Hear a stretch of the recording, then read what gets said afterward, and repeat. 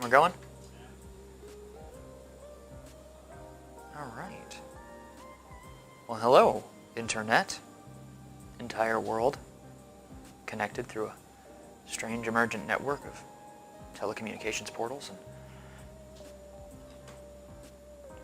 welcome to the Pancakes Joy of Pancakes live stream number 1. And we're really kind of playing this thing by ear, so. Today, I'm going to be making a couple pancakes. I've got 3 in mind. We'll see if I get to all 3 of them. I'm going to be taking my time, trying to make them as good as I can. So we won't be taking requests today. We've been doing that on Fridays. And if you want to request something, feel free to do that there. But today I've got 3 pancakes I've already picked out. They're portraits of a couple of people who inspire me. And the first one is a very famous Buddhist monk named Thich Hanh. He's written a lot of books about communication, and I wanted to make a portrait of him because there's a lot of anxiety in the world right now, and he's got some really beautiful quotes about healthy ways to deal with it. So I felt like honoring him with a portrait. I've mixed up a palette. That's what's in front of me around the griddle right here. I'm not sure how much of each of these colors I'll ultimately end up using, but normally I'll come in before I start to make pancakes and spend about an hour or so trying to make all the colors I might need in advance. So I've got a bunch of colors. These are all pancake batter. If you don't know our process, this is just a plain batch of pancake batter that we add gel colors to. It's the same thing they put in cupcake icing, so you don't need a lot. You can get any color in the rainbow. And I make myself a gradient of like various flesh tones and hair colors and all these sorts of things. So yeah, I'm going to get started. We're going to be recording this and posting it to our social media channels with our traditional time-lapse video, but this live stream is going to be a much slower version of those. So today I actually downloaded an app on my phone, and I'll show you this on the overhead camera real quick, that overlaid a grid on the image I'm using. I've never tried this before. Like, I did grid drawing once or twice when I was in like elementary school art classes, and it's really useful. I mean, it would be even more useful if you had a grid on the griddle. But I'm going to see if that helps me get the proportions a little bit more accurate, because proportions are everything when you're trying to do something realistic. So there'll probably be some periods of time where I just kind of zone out and don't say anything. So we're going to play some chill, relaxing music while this goes on. And here we go. Let's see, got that recording. Beautiful. Let's start with the eyes. See if I can make that a little bigger even. No, it's as big as it's going to get. Okay. That's fine.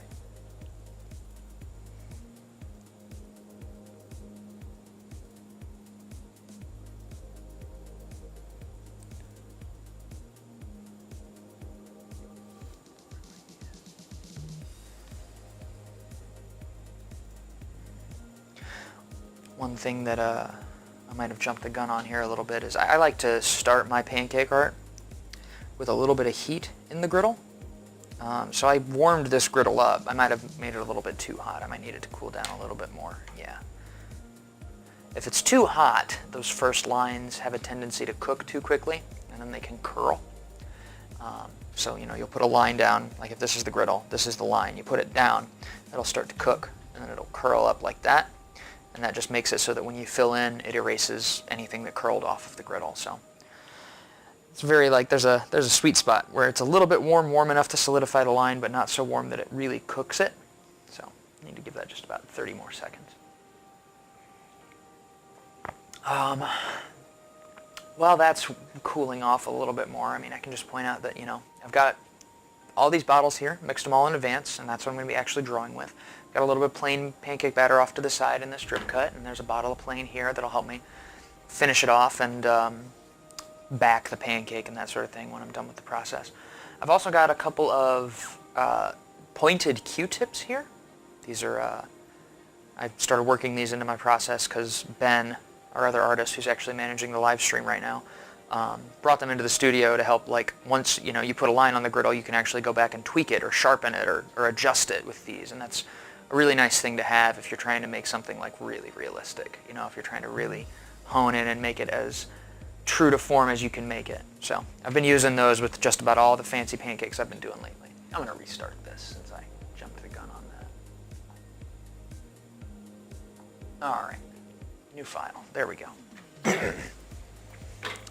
So here we go again.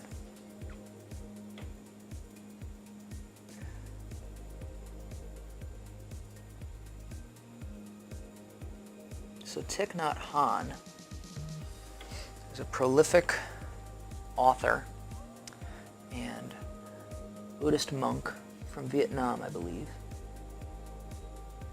And I found out about him because right when I started to get into audiobooks, one of the first audiobooks I downloaded was called The Art of Communication. It's this beautiful book he wrote about how to communicate compassionately.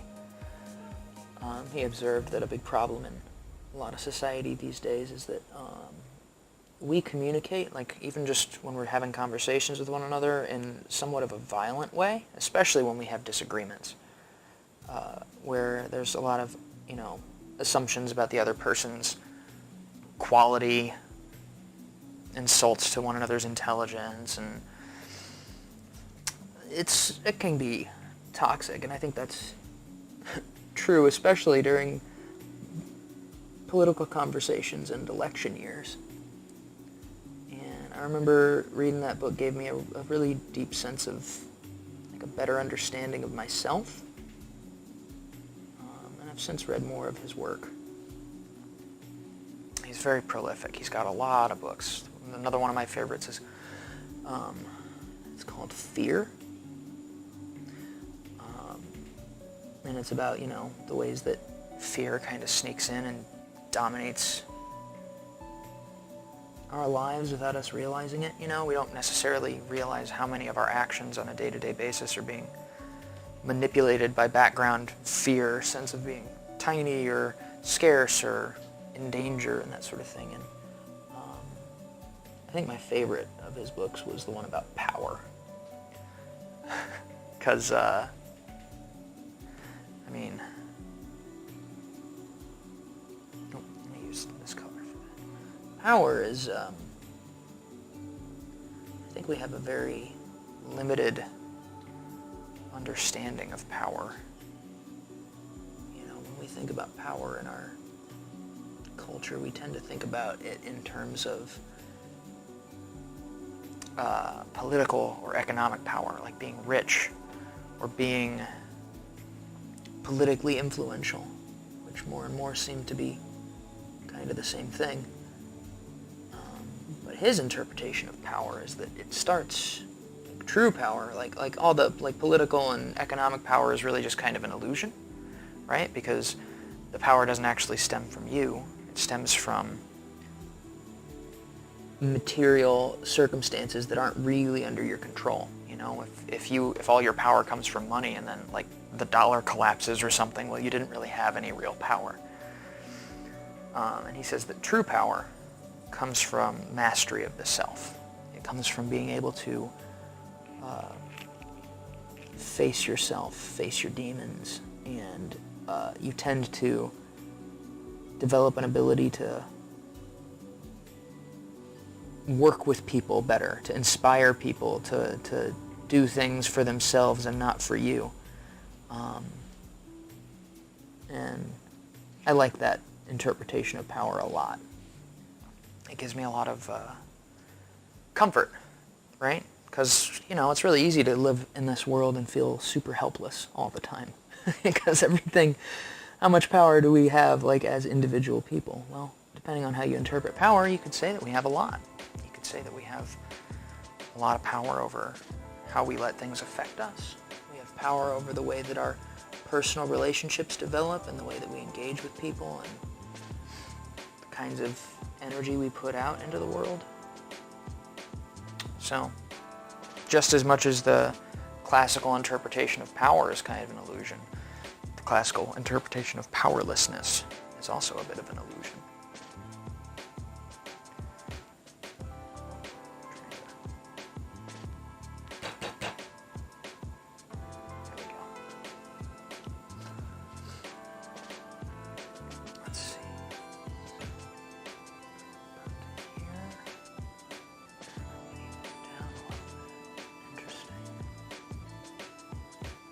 The grid actually really helps. It's interesting because it can be really hard to overcome your brain's natural tendency to. The brain likes to sabotage itself when it comes to drawing. It likes to fill in blanks that it has no right to fill in. Say things like, "Oh, well, those are eyes. Those should definitely be even." But the reference image I'm using, his head's at a little bit of an angle. And you can get into some really tricky predicaments if you rely too much on what your brain is telling you and not enough on what your eyes are telling you. But having a grid there makes it a little easier to see what my eyes are telling me. So that's kind of nice. I appreciate that. I guess we'll see how well this looks in the end. And you can see that I'm really taking my time on this one. Yeah, a lot of the really nice portraits I've been doing lately, that's how I've been doing them. You just kind of hone in and take your time and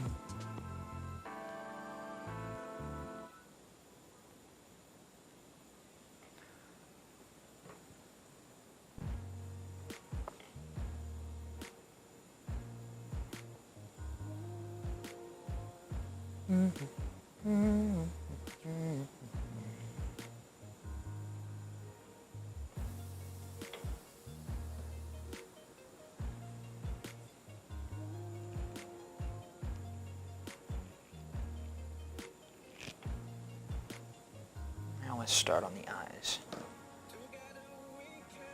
My logic when I was starting out with pancake art was always that, if you get the eyes right, everything else ought to look right.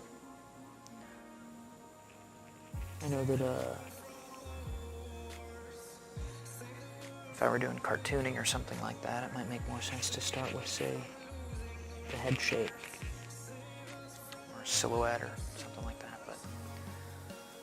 You got a big old, what is that, a mole, a wart, old dude. Gotta draw the ugly bits too. It's part of what makes them who they are.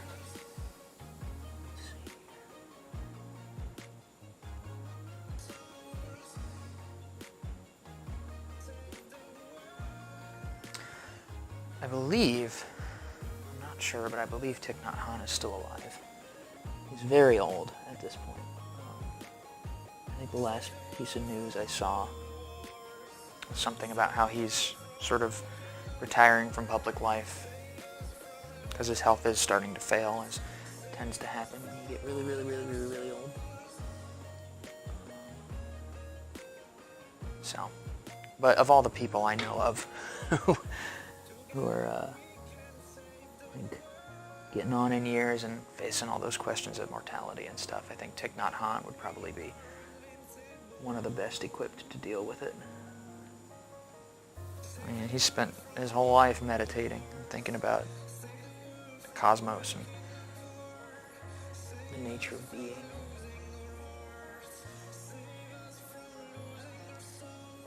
One of the things I've heard is that there's this idea in Buddhism that one of the most powerful forms of meditation you can do is meditating on your own death. I've been thinking about all this kind of stuff, really. I mean, the world, the news lately has made me think about all this stuff more than I even usually do. But yeah, the reason that the Buddhists say that meditating on your own death is one of the most powerful forms of meditation is because if you can learn to accept your mortality, the inevitability of these giant things you can't really resist, and yet we spend so much of our time trying to.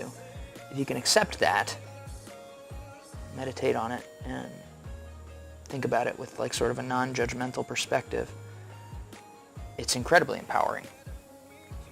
You know, think about how many things we hold ourselves back on because of fear, and because of, you know, we haven't made peace with the temporary nature of everything, and so we like decide, oh, I'll just play it safe. It's a lot harder to justify that if you spend time thinking about the fact that you're gonna die. Everybody has to.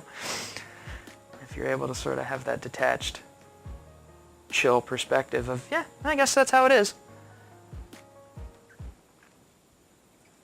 Takes a while though. You actually have to practice at it. Okay, what do we got here? Let's see.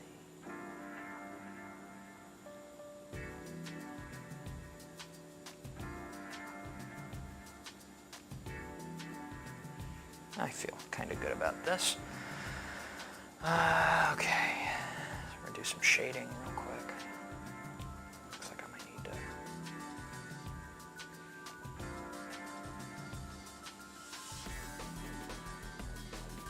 It's kind of this weird dance you do when you're trying to layer shading and highlights properly in pancake art.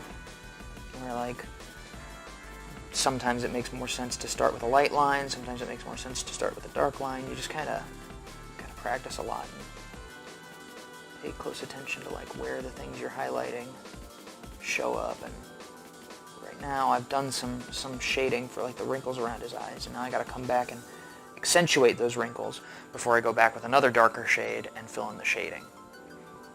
And that's how you really start to build something that looks like them.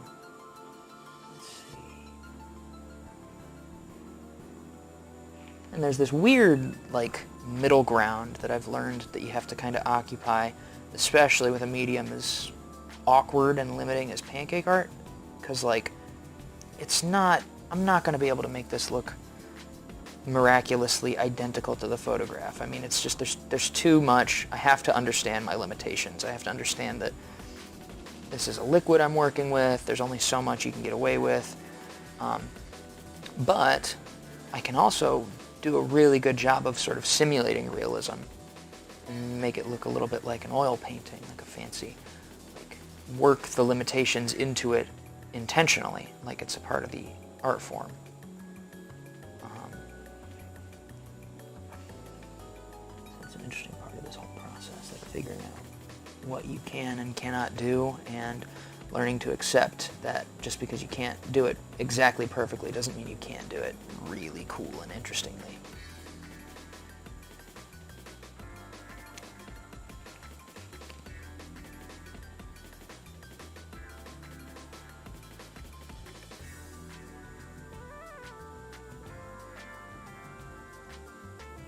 Okay, so now's an interesting decision.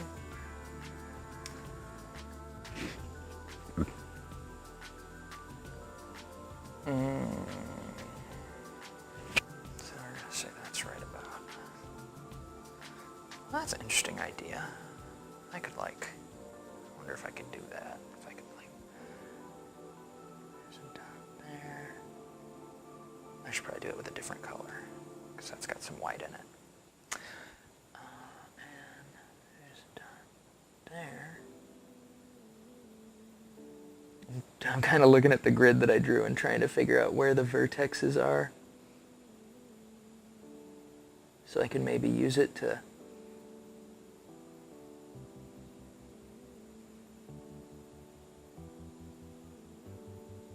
like proportion this guy's nose. Wonder if this is going to be effective.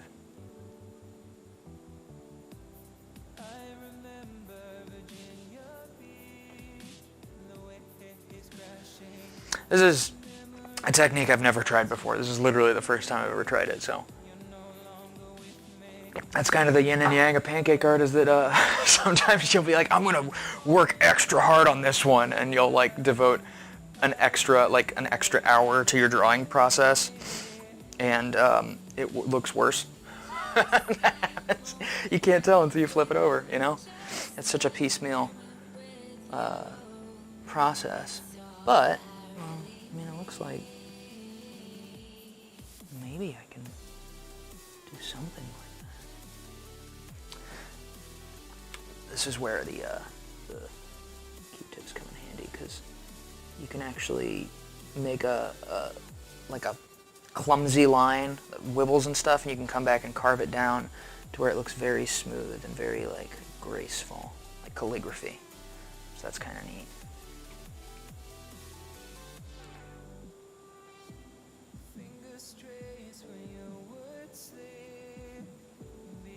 These are just highlights on his nose.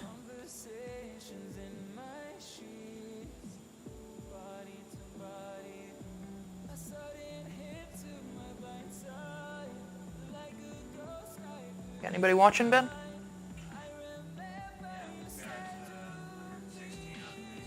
Cool. Hi. Hi, everybody. Thanks for tuning in.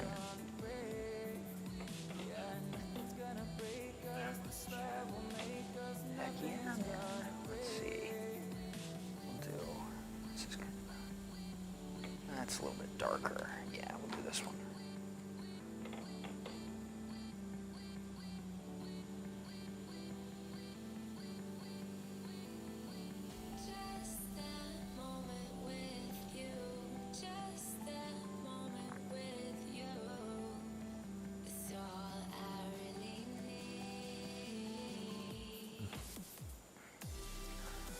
Lighter.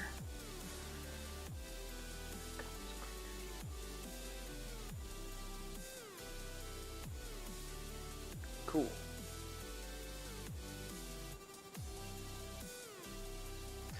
I'm very interested to see if this does what I want it to do, you know, if this technique ends up paying off, because it could, you know, this could be like a totally cool new thing I start doing, putting grids on all of my portraits.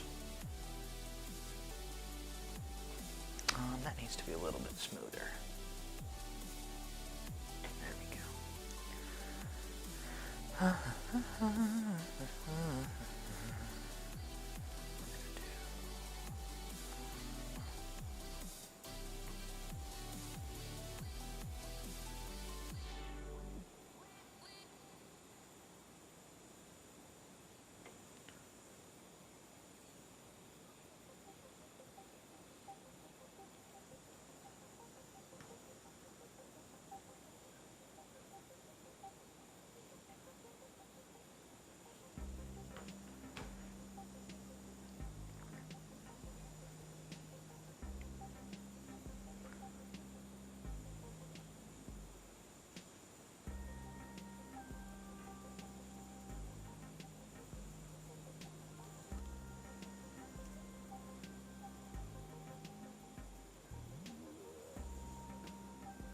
I do have that, don't I?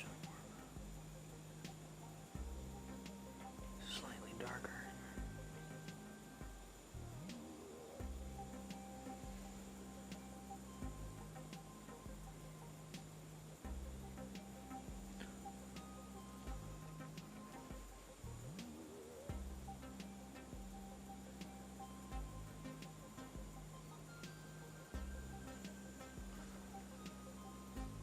Watch me take forever on this guy's nose and it looks nothing like him. That's always the fear.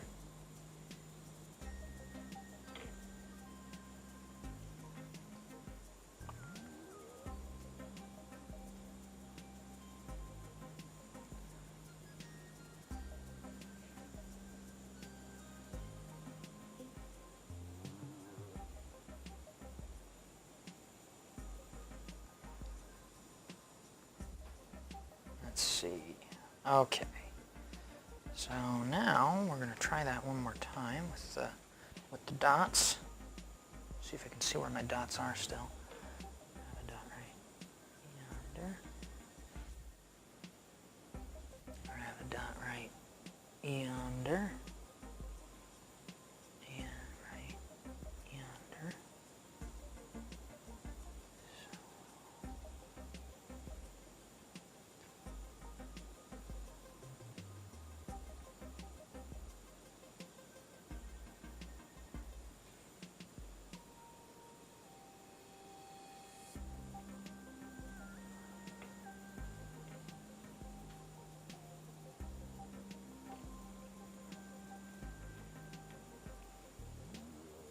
see how I'm kind of trying to like ballpark the size of these squares, because I don't have a real grid here. So this is, you know, it's one of those things where it's like, it's not gonna be perfect, and I know it's not gonna be perfect. And that's okay. It never is perfect, is the thing. Maybe by using this little grid system, I can get closer to being perfect. And I think, more than anything, what I really like about this is that it gives me a little bit more confidence. Because there's something really anxiety-inducing about not knowing if you've got the right idea for the outline of a shape or something like that. Okay, so time to do your lips, Mr. Thich.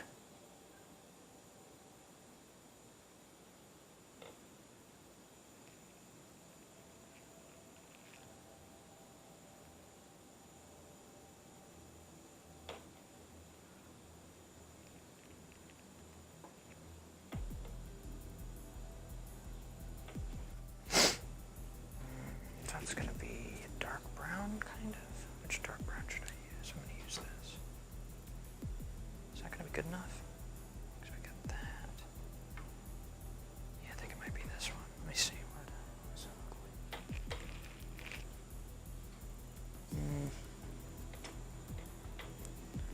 Yeah, I think I'll use that.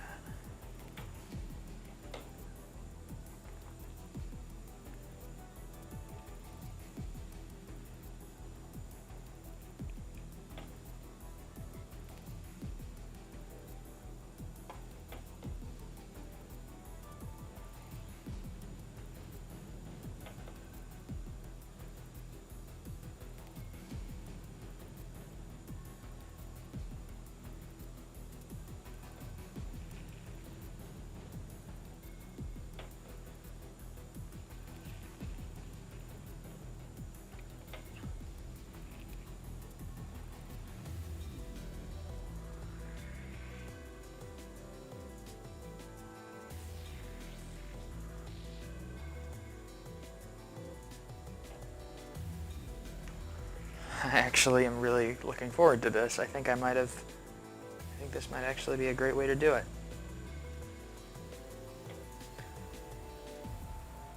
Optimistic.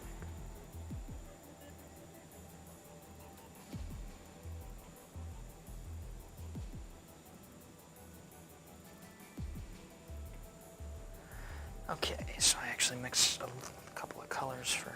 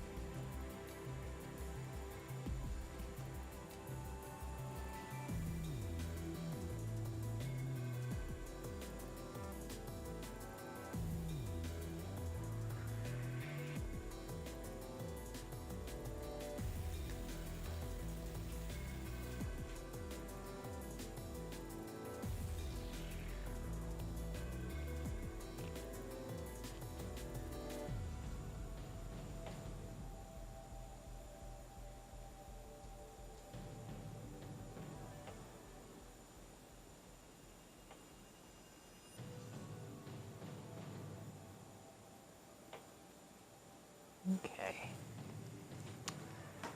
Lips. I did his lips. You got your lips done. Thich Nhat lips. Thich Nhat's lips. Oh, as long as I got those dots put down, I may as well do some... what color should those people do? Slightly darker. Is that the...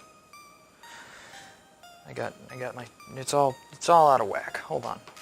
Let me reorganize my tones here so I don't accidentally grab the wrong one. There we go. All right, we will do this mid-tone here. It looks like this is going to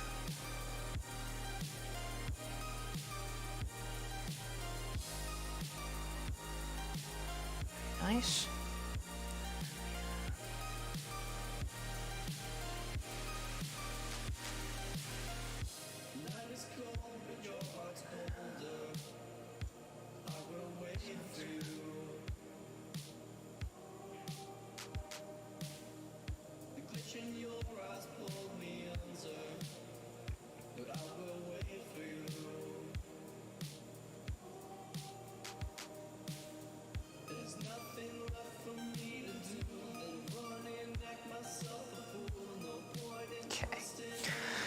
Alright, so once I got the main facial features done, I kind of tend to zoom out a little bit. This time I'm actually going to take a little time and I'm going to build this grid out some more. Because that really helped, you know, that really, I feel pretty confident in those lips right there.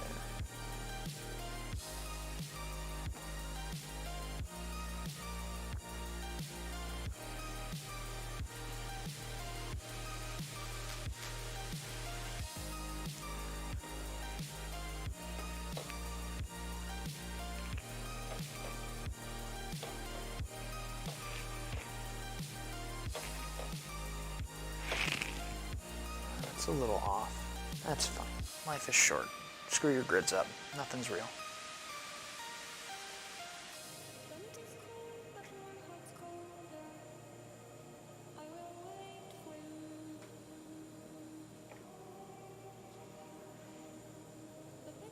Curious if I'm going to be able to really...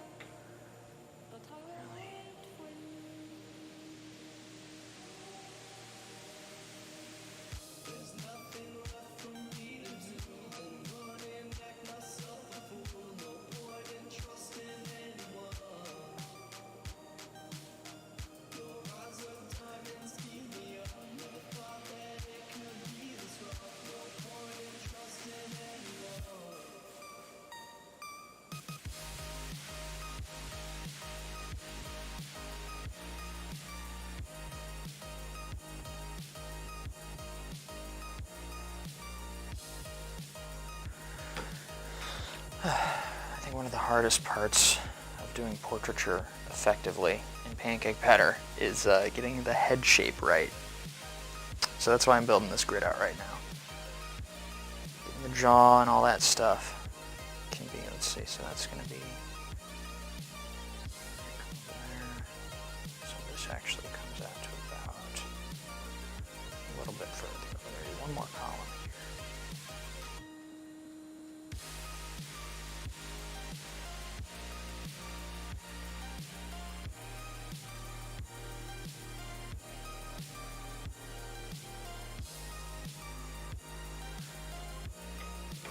Some more space over here because his head's at a bit of a 3/4 perspective type.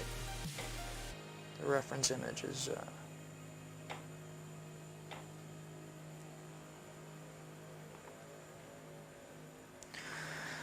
I mean, let me see. 1, 2, 3. 1, 2.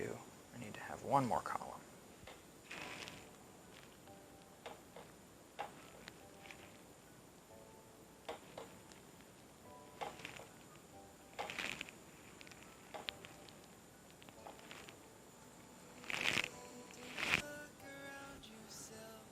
All right. Yummy.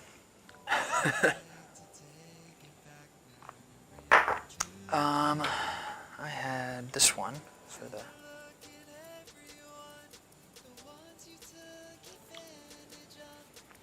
Looks like I might want to grab this one. Just let me see here. Let me zoom in on that chin.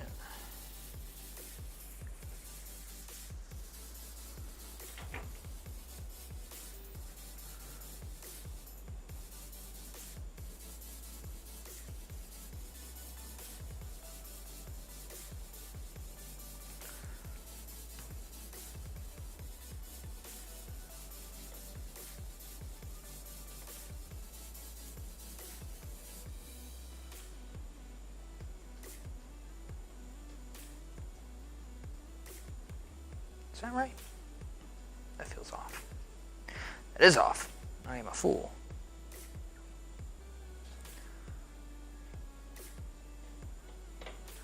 Control Z, Control Z.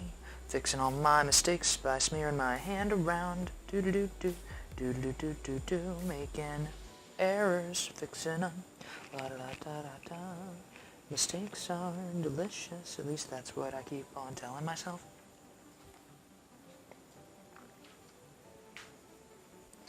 Eat your heart out, Tiger Tomato. We're not perfect here. I'm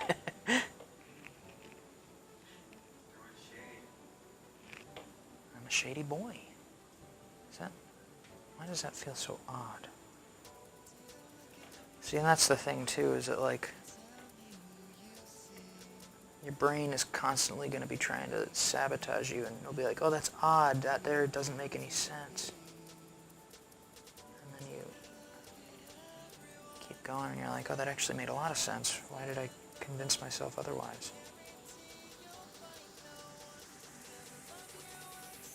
Okay, what do we got?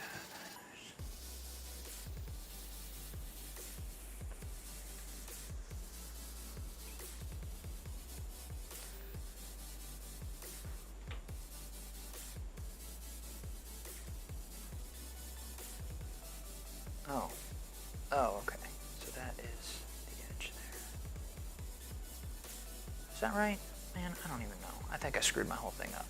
It feels like I did. It feels like maybe I should have just abandoned the grid.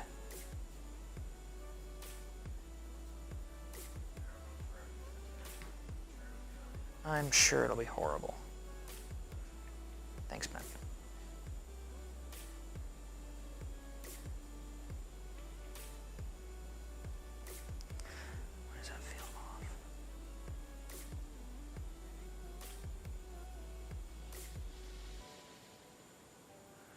Feels a little bit better.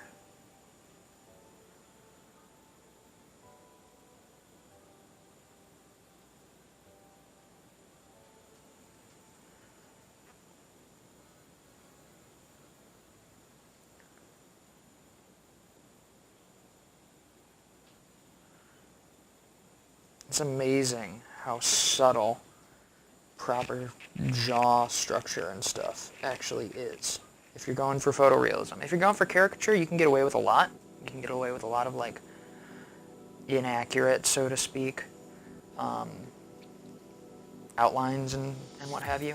But if you're going for realism, it gets a lot easier to detect when something is off. Even if the trained or the untrained eye can't really tell what it is that's off, a lot of times people still can. They can definitely tell that something's off.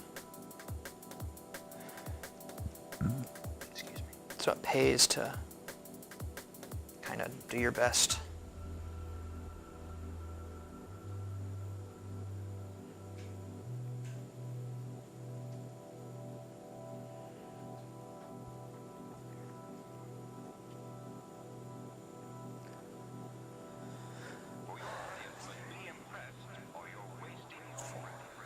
Is that right?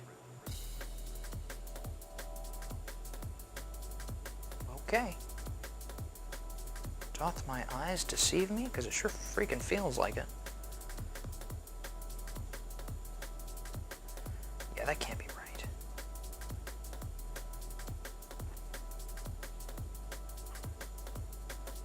Yeah, okay, I see what I did.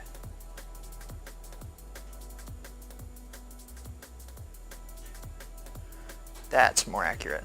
I see what I did. It's a messy process, y'all. The thing is, if you take your time and fix your mistakes as you go, you can make it look like you didn't actually make any mistakes. That's the key.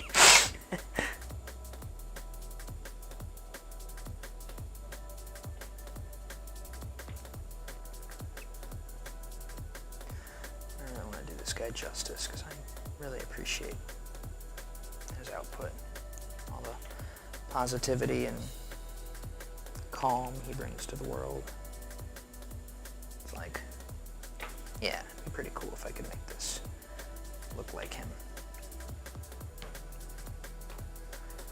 Alright. Yeah, honestly, that grid is kind of throwing me off at this point because I kind of screwed up parts of it. So now I've hobbled myself. Okay. Well, I'm gonna have to get. I mean, I gotta get rid of those dots anyway. So maybe they'll leave enough of a mark on the griddle that.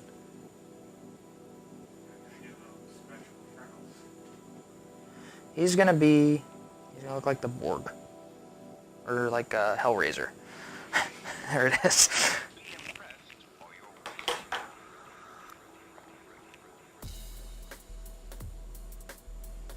So yeah, here's what I want.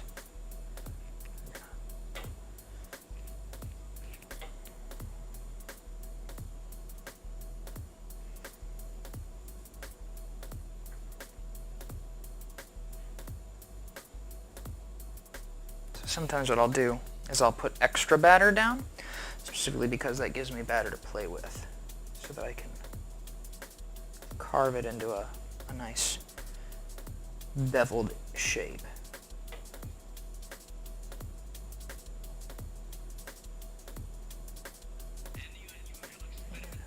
There we go. That's a thick knot jawline. Alright, so rather than going off the grid, I'm just going to go off of general proportion stuff. So his ear starts at the bottom of his eye. So we'll say right about there. Bring that down.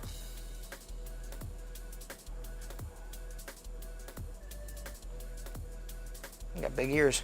He got big old man ears.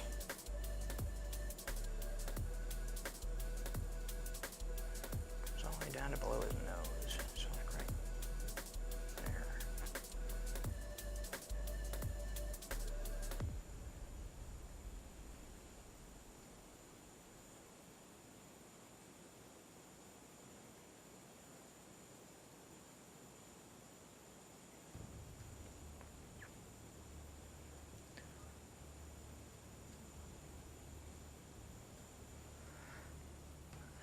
We're going to use a lighter shade.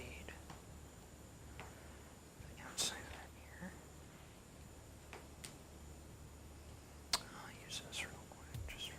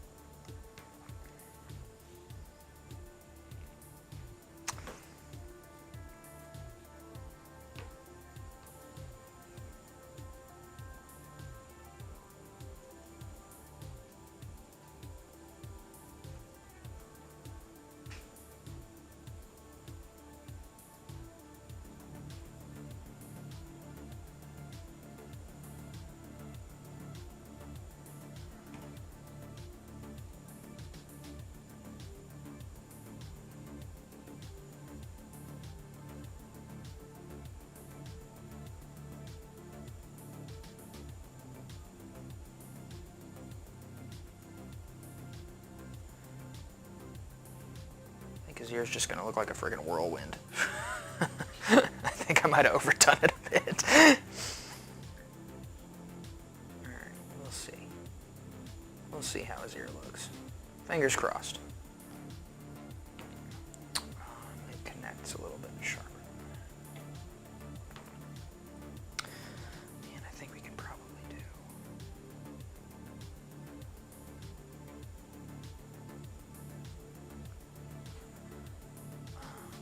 That's interesting.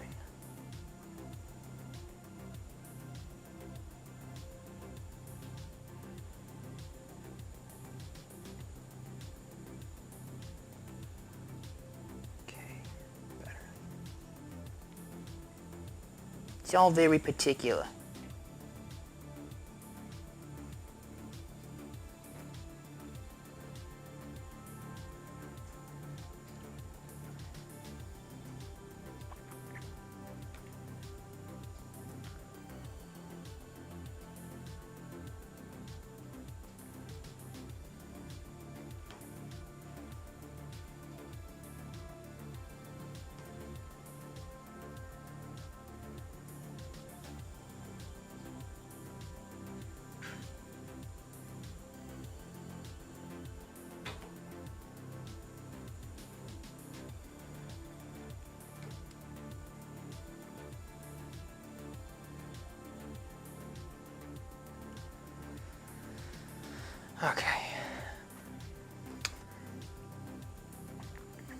this I actually wanted to do like some stippled black, because he shaves his head, that Buddhist haircut.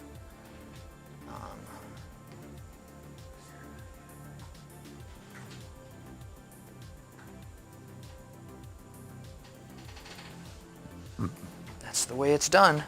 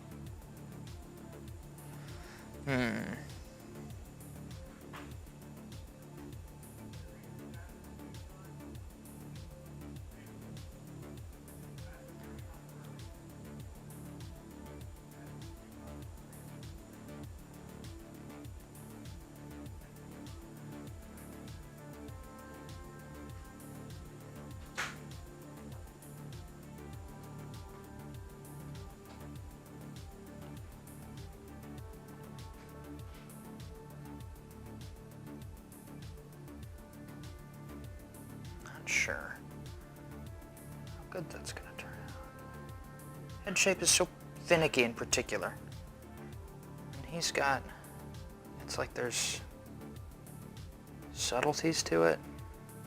Let's see.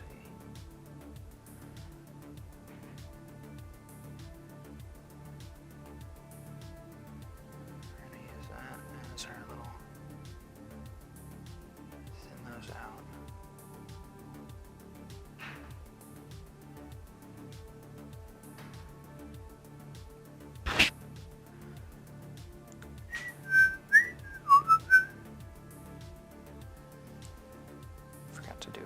For his robe. That's okay.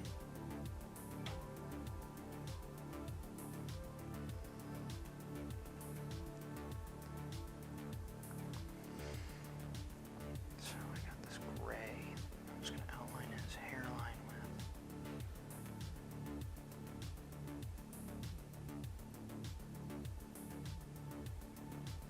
Get these little bits. Get all these little bits.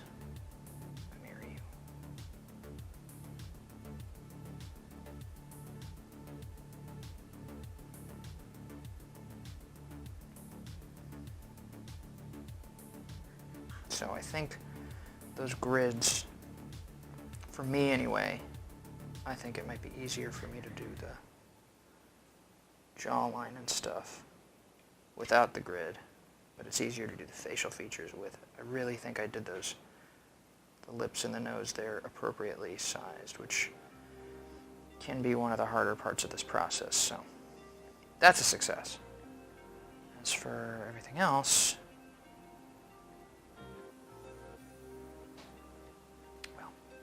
I guess we'll see. Let me see here. So,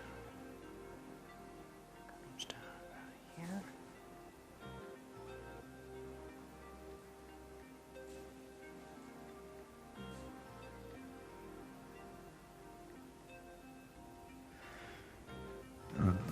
Excuse me. Drink a big old smoothie before I start this. A couple of burps coming out of me. Even burping boy.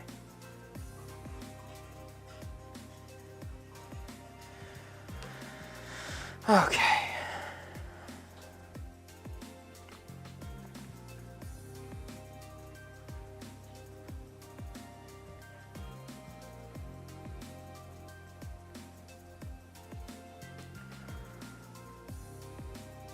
Let's do some shading. Basically, outlined our guy. He is outlined.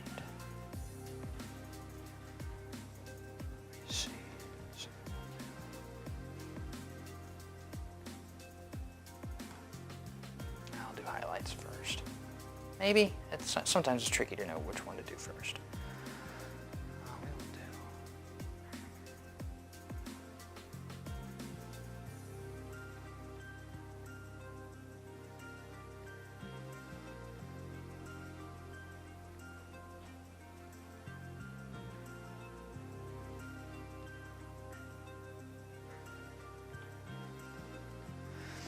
So these forehead wrinkles are interesting because getting them with a dark color helps, but you don't want to make them too thick because then they look super deep. And then you accidentally age people. I mean, like I said, Thich Nhat is pretty old right now, but the image I'm actually using for reference is not the oldest picture of him. So, using a dark color is good, but you want to make sure that if you use that dark color that you use very fine lines. Because wrinkles are one of those places where if you over accentuate it, it really dramatically changes the way that the person looks. It changes how old they look completely. Learned that the hard way from one too many live events. you do an older woman's portrait and make her look even older than she is, and you're like, ooh, awkward. Sorry, ma'am, I'm a bad person. I think you're hideous.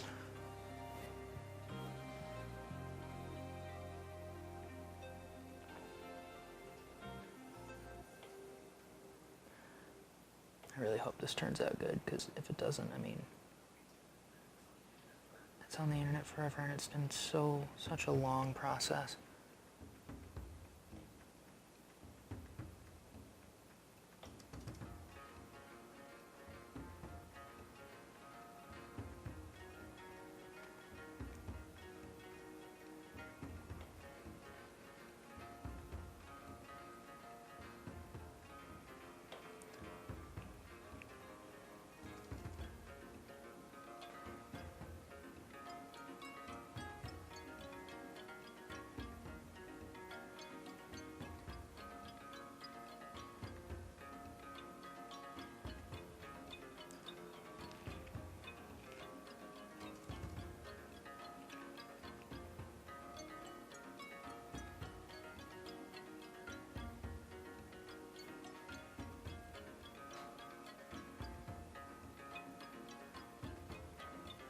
All right, let's get these back in order again, because this is going to be very important for this next part.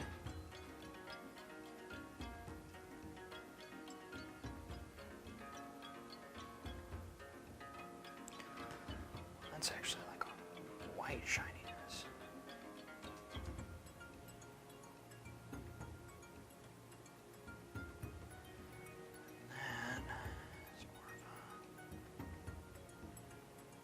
This is going to be interesting because I wonder if there's a way to... I might actually...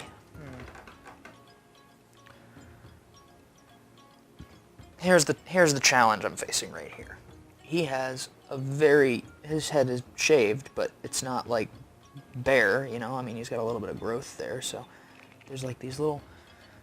From a distance, it almost looks gray, but if I were to just fill it all in with gray, the texture would be kind of lost. So my challenge is to try and make a bunch of really tiny black dots, like the little growth, and just scatter them around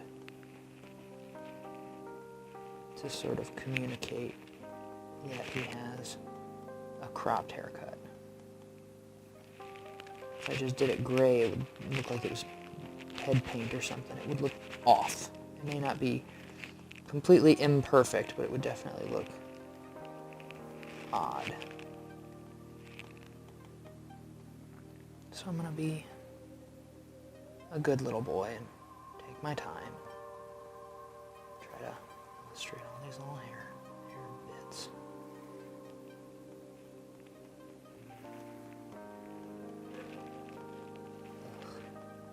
So time consuming.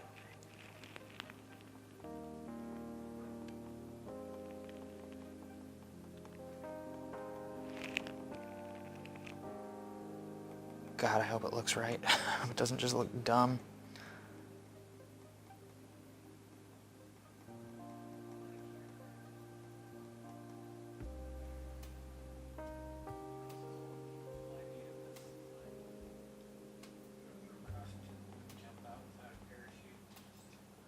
Schmoop doop. Okay. Maybe a little gray up there, because it's a little gray on that side.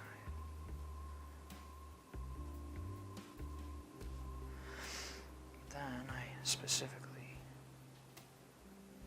mixed this grayish, just tiny bit gray-brown for this part. So let's see how that turns out.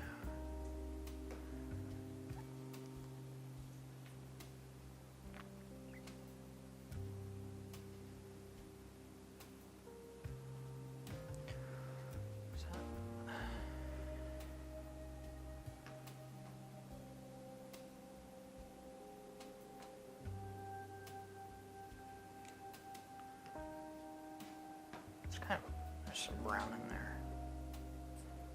That's tricky.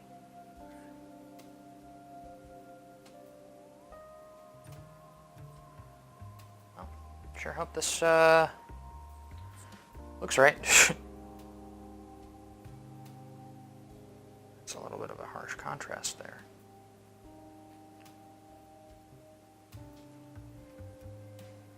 There's only one way to find out.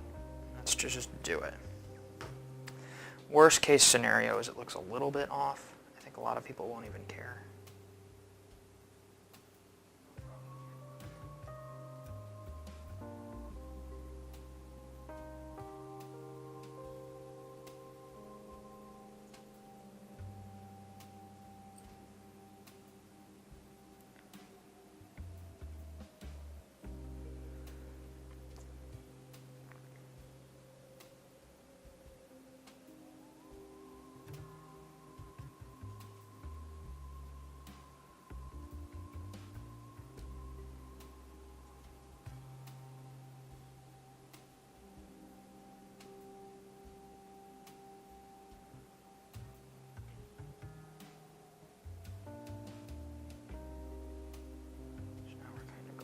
Over and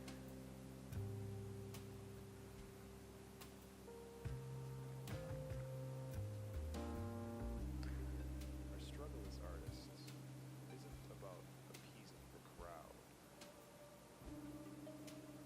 Rather, it's about tending to the broken parts inside of ourselves. We create things as a reflection of this struggle. some highlights. Our perception of self. That way isn't necessarily a thing you achieve. Rather, it is a state of mind which you constantly strive toward. This all comes from an understanding that ideas, Let me get some. like water, be like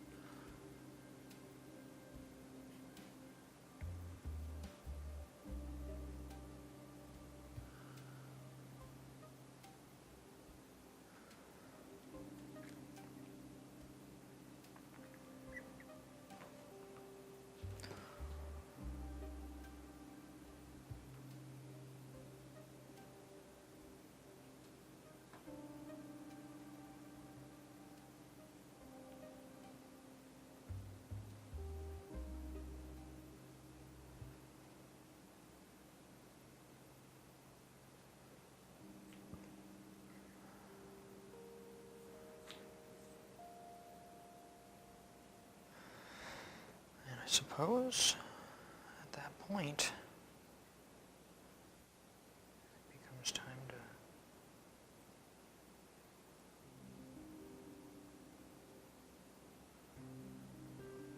to fill in.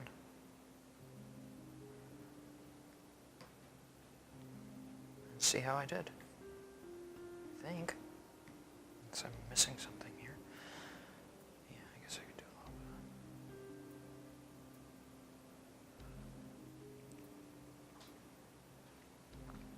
bit. He's got very prominent cheekbones.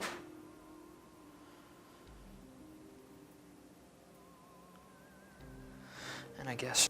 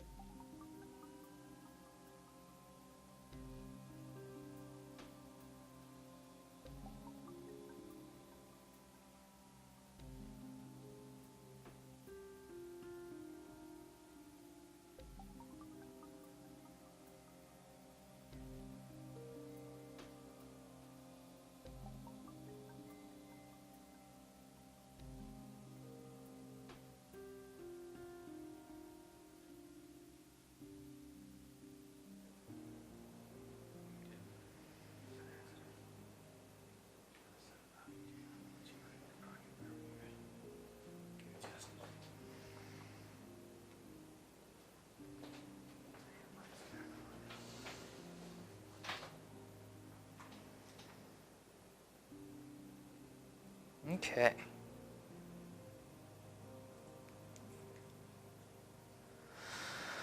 Lord have mercy. Whew. So, that was a long one. Clean some of this up.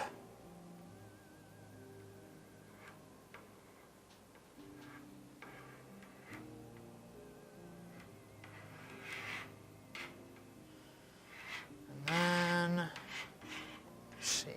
I was a fool. I did not mix all the colors I needed to do his robe. So I will do a simple, just a couple colors here. So his robe's kind of a maroon, so I'm just going to use the red I mixed for his lips. He has a lips colored robe. Just to give him a collar, you know, something, give him a little context, a little bit more like a traditional bust instead of just a floating head.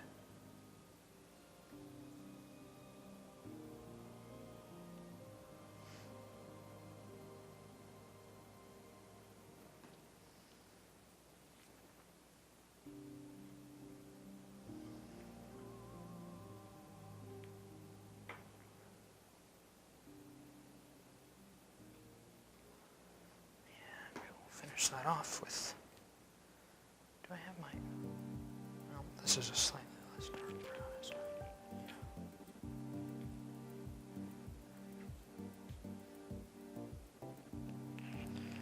Might look a little bit like a mess, but you know what? That's life.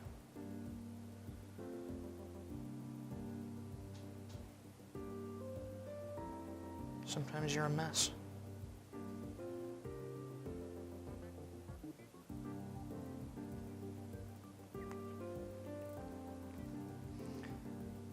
Okay. Making one little white outline. Does that really pop?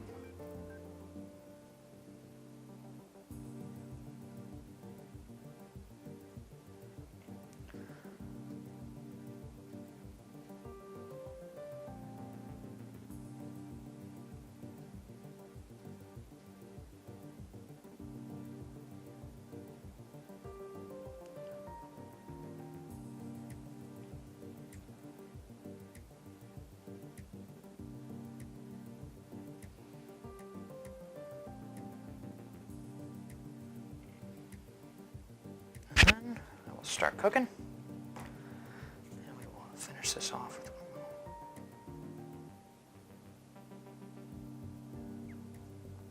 plain border.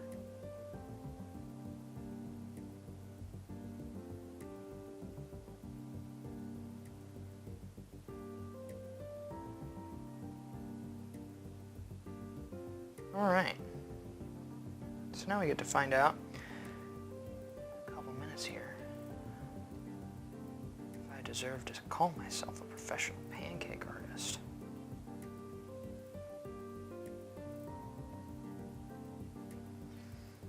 So, just dusting it off, finishing off with a little bit of residual batter. Just a little bit of extra, just to make it a little bit stronger. Don't need to go crazy with it. While that's cooking, I'm going to pull another image up.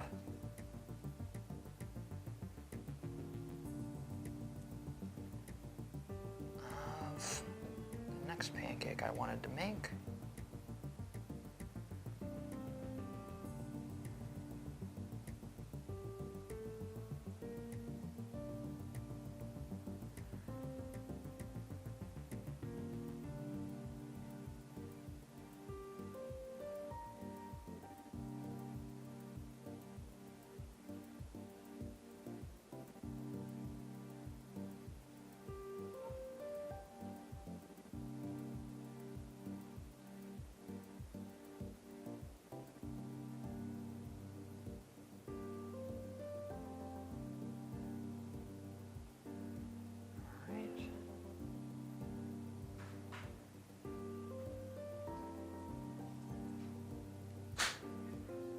What's up, buddy?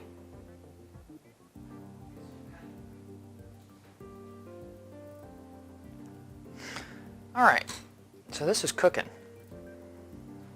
This is a bit of an experiment. I tried that grid thing out, and I tried... You stick around? See this, Hank? Yeah, he's cooking through. This is Thich Nhat Hanh. Well, he's got to go use the bathroom. So.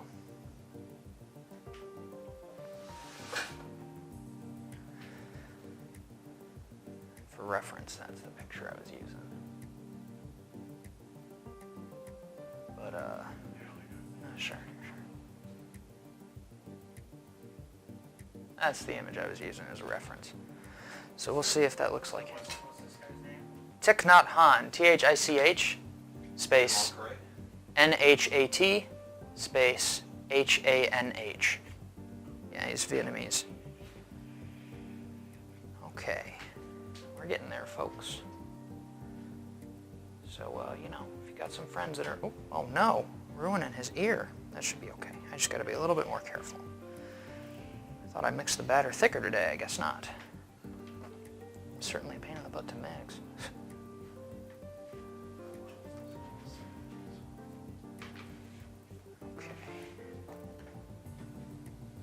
Okay, there we go. All right, guys.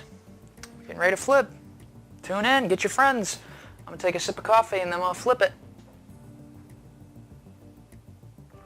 All right, here we go.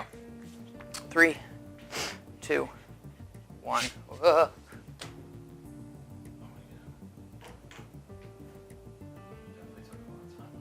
did take a lot of time on that one. Show that picture next to it. That one's just like... Here, let me pull up the one that's not mirrored. There. All those little dots. Yeah, I was trying to get his hair. It's tricky. There he is. It's awesome. It's interesting when you do the older because it's a lot of wrinkles and lines. And Yeah. each. I'm gonna snap a photo of that. It's a big one. Throw this one on. I will. I'm gonna throw that on wax Very paper. nice. That'd be going out very nice. I put the wax paper in the other room. Will you grab it? Thich Nhat Hanh. So, while he's flipped and the other side's cooking like that, I'm going to read you guys the quote that I found that inspired me to do this. Let's see, where was that? Where did I find that? This is the picture that I saw a friend share, and I thought, he says, there's a Thich Nhat Hanh quote. He says, "Someone asked me, 'Aren't you worried about the state of the world?' I allowed myself to breathe, and then I said, 'What's most important is not to allow your anxiety about what happens in the world to fill your heart. If your heart is filled with anxiety, you'll get sick, and you will not be able to help.'" Thich Nhat Hanh. That's the quote that I read that I thought, I want to honor this dude. I feel like now is a good time to put some positivity like that out into the world. You know, if things are as scary as they seem, it's important that we don't let ourselves get filled with anxiety, because that makes it harder to help. So, let me just go ahead and peel him off the griddle here. Whoa. Ah. Set him on a sheet of wax paper. All right. Cool. Time not wasted. Yeah. It's always I think I could have done this a little bit better, personally. I mean, I'm always going to say that about everything I make. But there's a threshold of quality where it's like, all right, is that good enough? Is that acceptable? And I think that one is. I think that's acceptable. It looks close enough to Thich Nhat Hanh that I can be done with it and move on to something else without sitting here and going Bill Hader.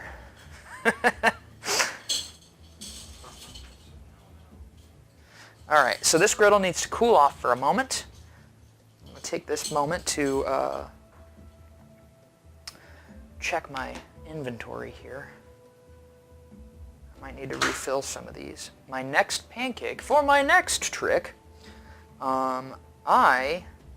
just last night, my wife and I did a little Skype watch party with a friend of ours, and we watched Howl's Moving Castle by Hayao Miyazaki and Studio Ghibli. And I realized that, you know who's got a really caricaturable face? Hayao Miyazaki. He's iconic. He's got the big thick rimmed black glasses, and he's got like white hair, just white hair and beard. And I thought, you know, I really love his work. I really love his films. I just read a retrospective biography on him and learned a lot about who he is and the context that made him tell the stories and create the worlds he did. You know, he grew up in Japan, born right like during World War II and all that stuff. So there's all these overarching themes of war and technology and the hubris of mankind. And I thought, yeah, let's go ahead and do a Miyazaki. So let me reload this real quick. Got our colors over yonder. These are the gel colors we use. These are from a company called, well, there's a couple different companies that make them, and we actually have tried a couple of them. We're switching to Chef Master right now. But you don't have to buy giant things like this. Do I really want to? That's going to be too much. I need to just dilute. Sometimes you got to make decisions based on how dense you want your colors to be. Let me get a cap for that. Okay. Did people like it? Yeah? We get some love? We get some love in the comments? Heck yeah. Let me see. Is that really the next lightest I have? Because that's pretty dramatic. What am I going to do? I could just darken this a little bit more.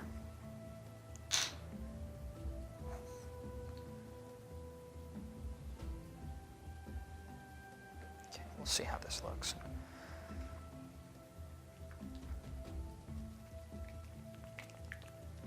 Okay.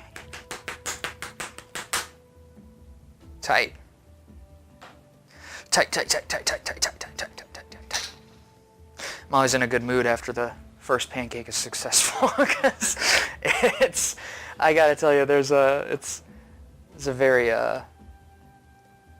when you try and make a pancake and you take that long on it and you flip it over and it does not look, even, you try something new and it doesn't work out, or you messed up the eyes or something like that, oof, it's an awful feeling.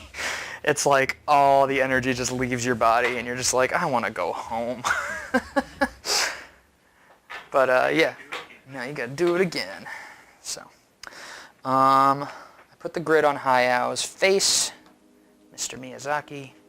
Got my colors more or less refilled. The ones that I didn't use a ton of, the ones I really blew through were I should have enough to get through another face.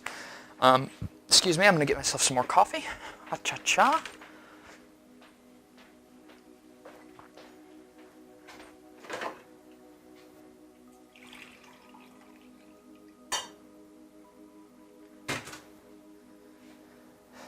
Okay.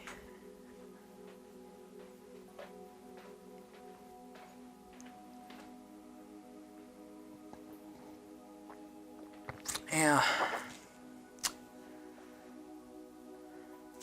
Slide this to the side.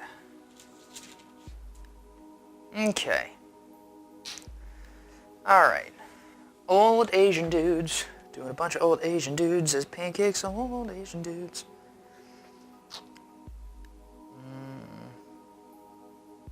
Come on, phone. Let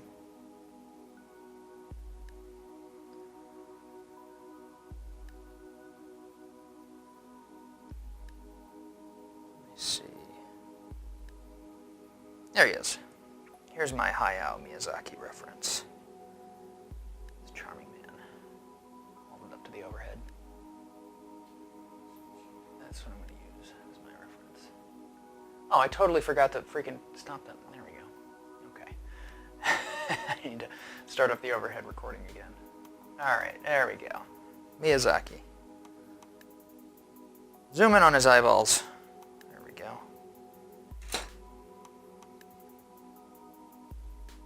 Okay. Is this... Ooh, that's still pretty spicy. Let me go get a towel. When in doubt, cool your thing down.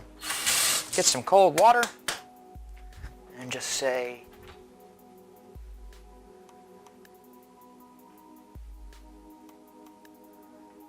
very nice. How lovely. Just so good. Now I got a nice hot towel. I can put that on my face to relax later. All right.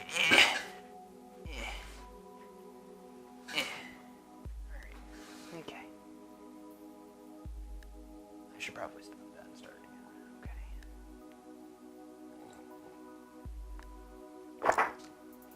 Okay. Excuse me.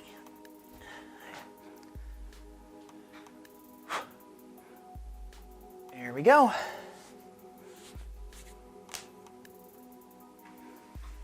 Hayao Miyazaki.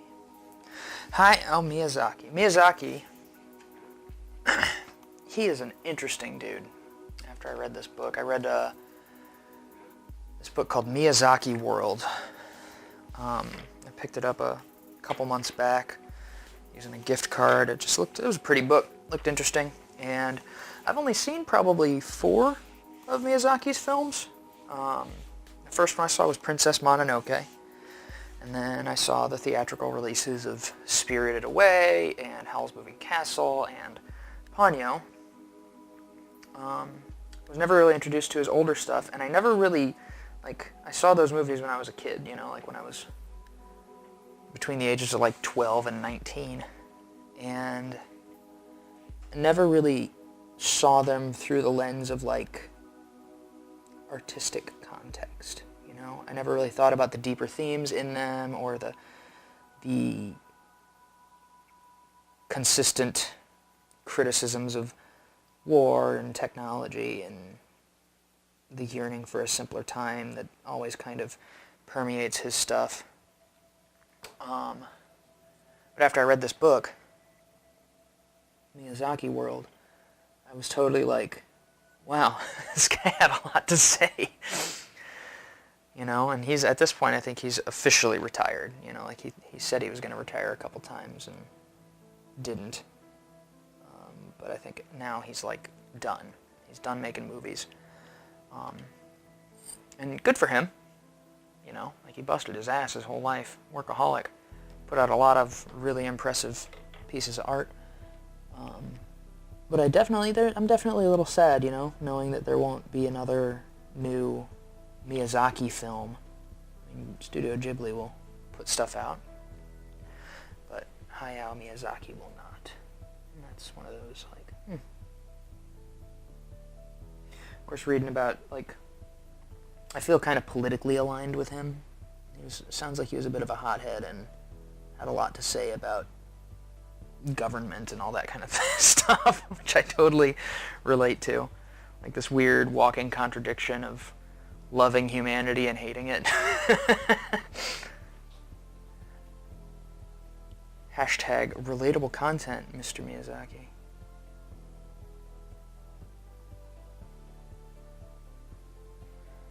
So let's get these big iconic glasses.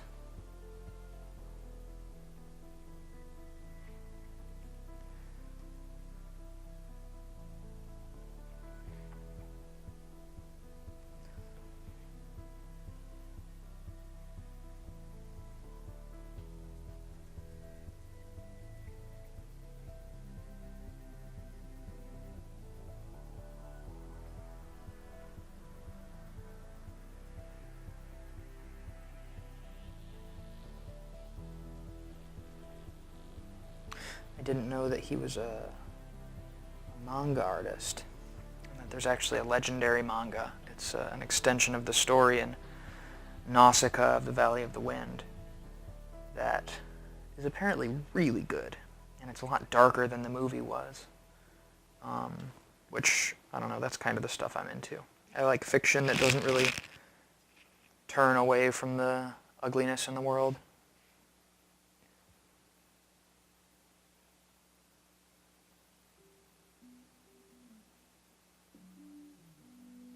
But there's a balance you have to strike. Because, you know, I don't think the world is ugly.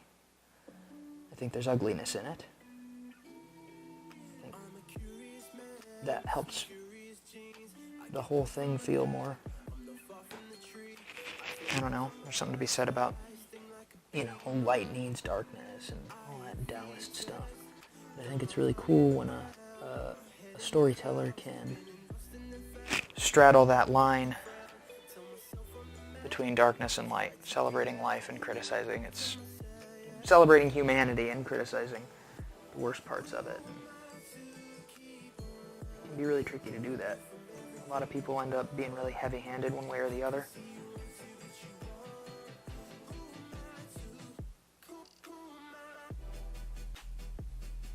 I think Miyazaki, more often than not, managed to pull it off.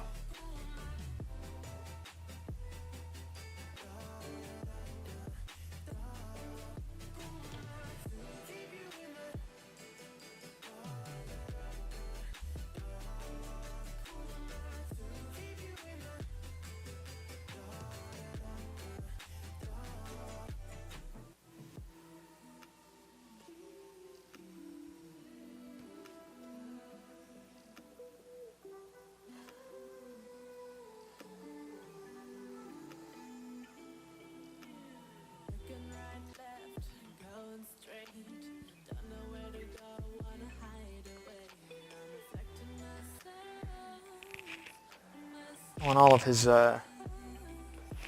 ecological viewpoints, you know, like the human being is learning to live peacefully with nature and all that stuff.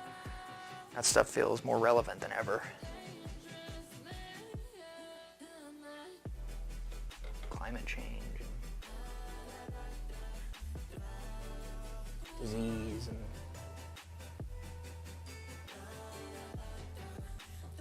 the way that we have this really bad habit of prioritizing our economy over the well-being of the people that the economy depends on. You know, we get more attached to seeing numbers go up on a screen than we do to seeing people live prosperous, meaningful lives, and sort of get deluded into thinking that if those numbers go up on the screen, people will live prosperous lives, but it's not that simple. You know, it makes sense to be a little bit jaded with all that. Certainly understandable. I think you have to be a little bit... I think if you're not a little jaded with it, then you're either not paying attention or... I don't know, man.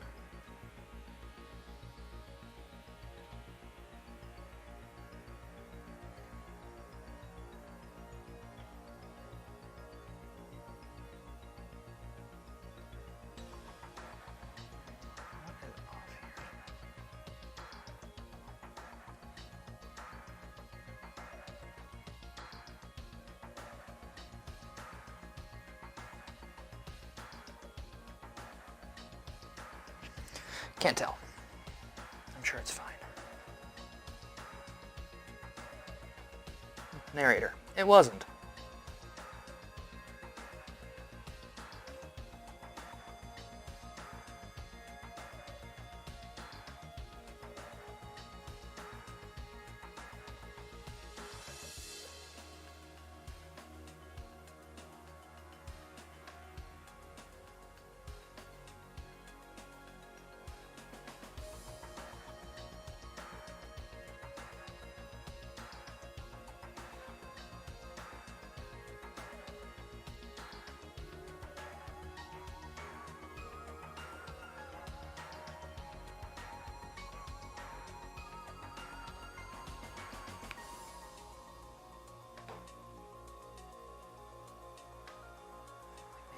Just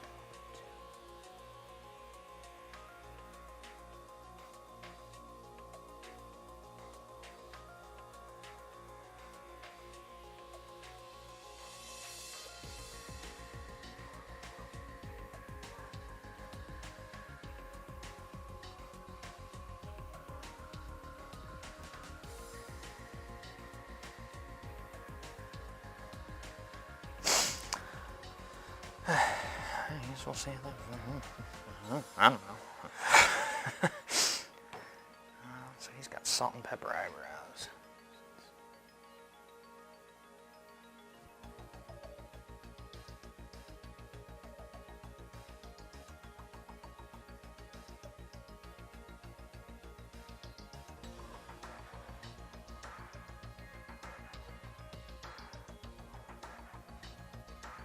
So the trick there is to do the brightest shade first, because everything else will layer behind it.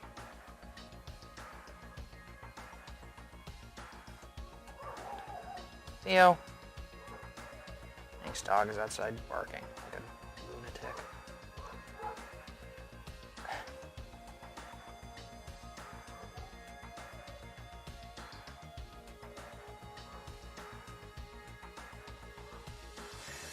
Ben, will you go hurl Theo into the next dimension?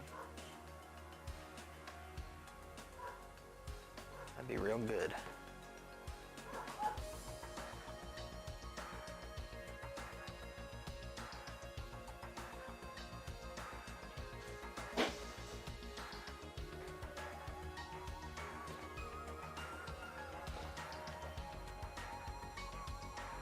So there's a little gray in there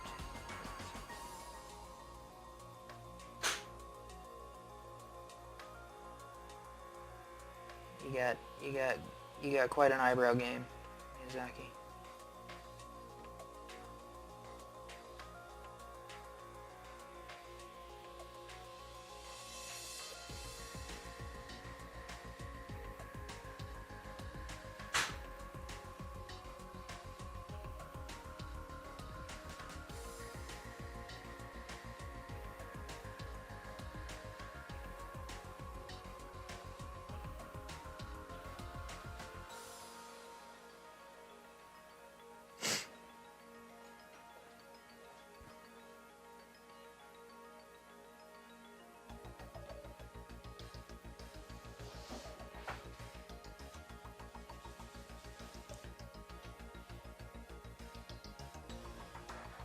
Grid's a little bit bigger this time. That might be a problem.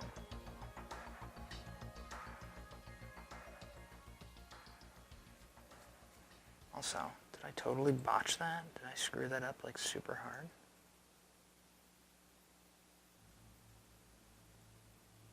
Yeah, it's fine. Everything's fine. We're just going to pretend that I'm not using the grid this time. Mark this moment as the moment that I ruined the pancake. Just, if I mess it up, just remember, this was the moment. It was this second where I was like, I don't need to use the grid. I got this. This is the moment. Just throwing it out there so that, historians can look back and say, yeah, you remember? That's the one. That's the time.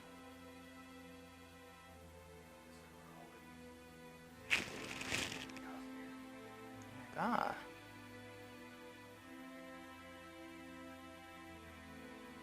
Fascinating.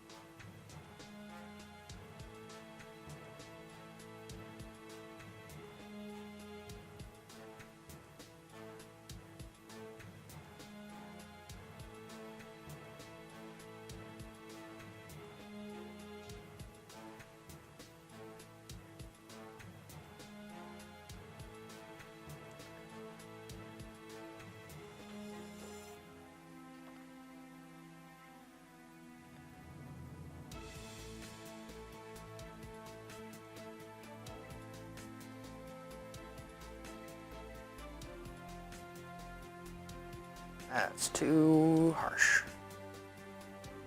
His nostril ain't that big. He can't smell that well.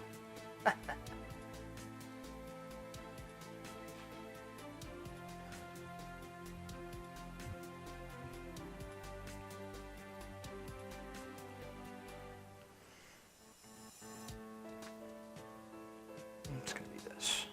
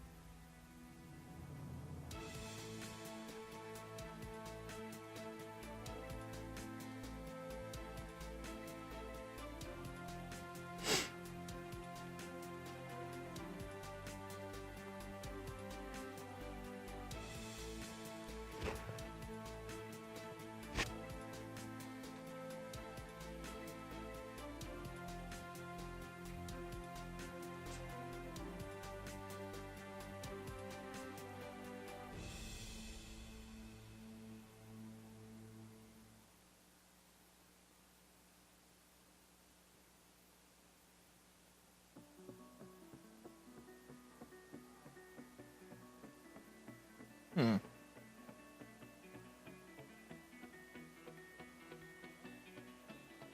really screwed this proportions up. I think it's gonna be okay. But remember what I said about this being the moment. It's kind of I'll do this.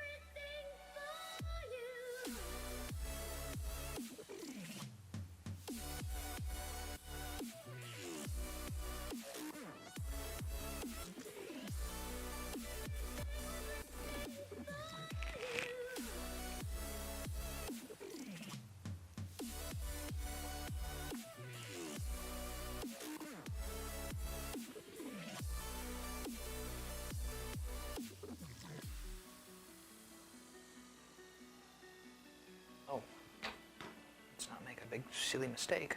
I need to...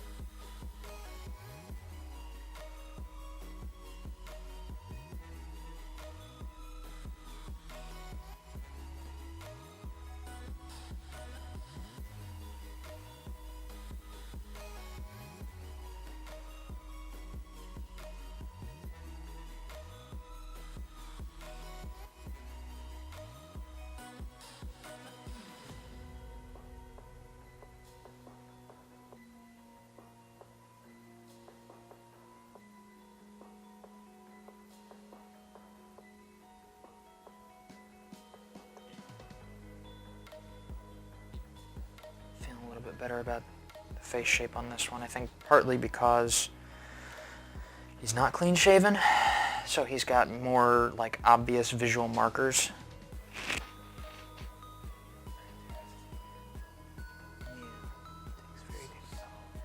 He takes very good care of it.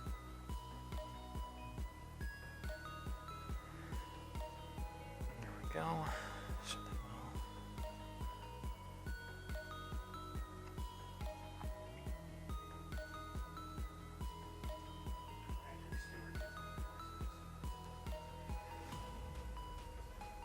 probably.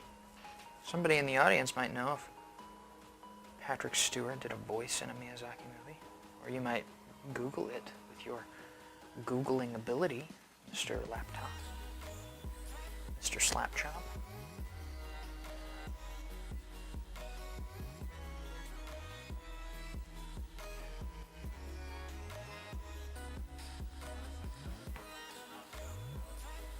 I haven't seen that one. That's one of the ones that I want to see.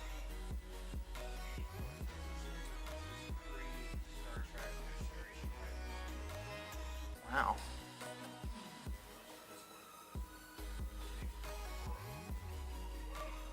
Are you mic'd up? Oh, okay. Nobody can hear what you're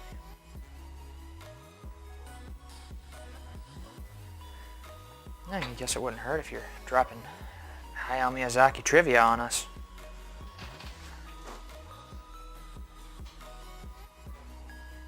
Also, destroy Theo for me. Say what? I said also destroy Theo for me.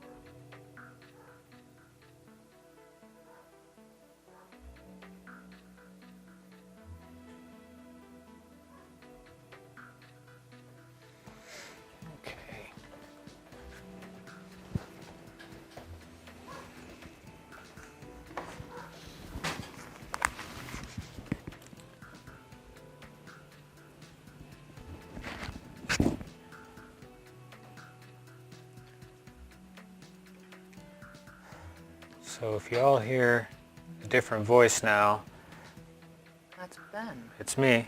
Ben's running the I've stream. mic'd myself up.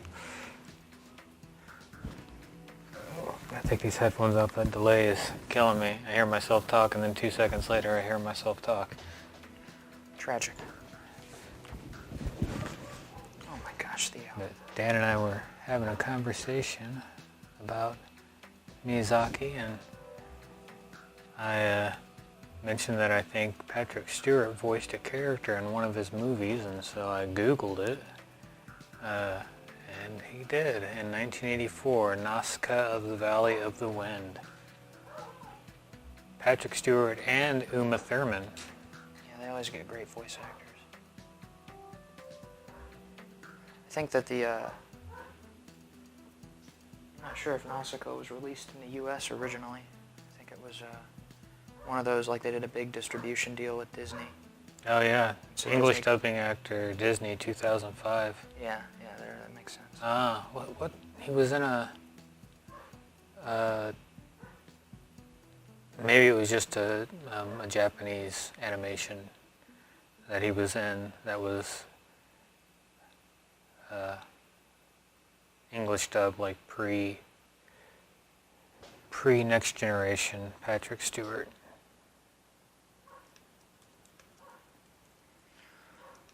With that slick haircut. Oh yeah, always styling. Always styling.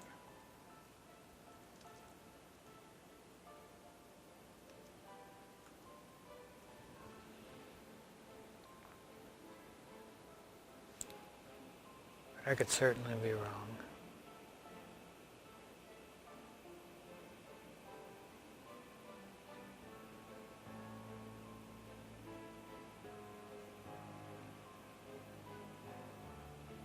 Guess I could just go to his IMDb page. That would be the smart thing to do, right?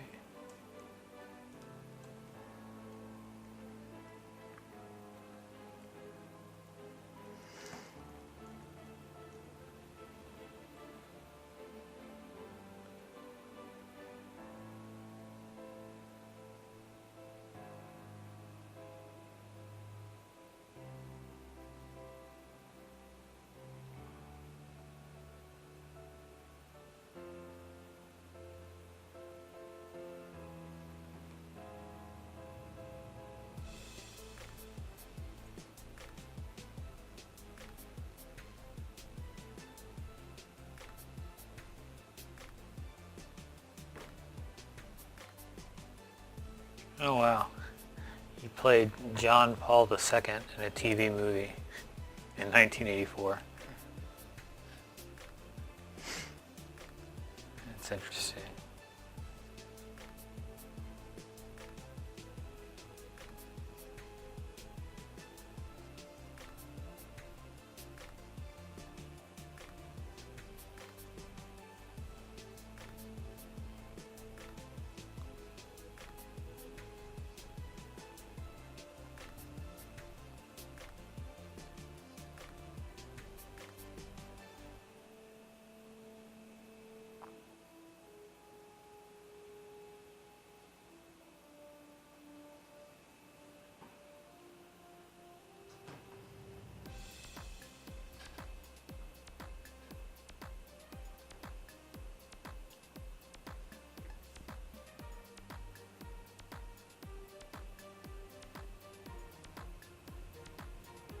He's got old guy spots.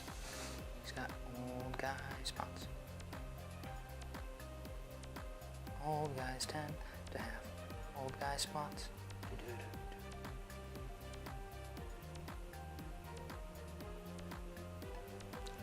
He's got old guy spots. He's got old guy spots. He's got old guy spots. Because he's an old guy With spots. Wow. Should take this on the road. Yeah. Again. Again.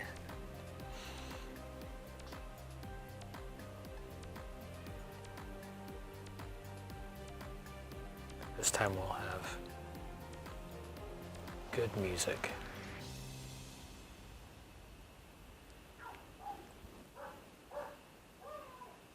God damn.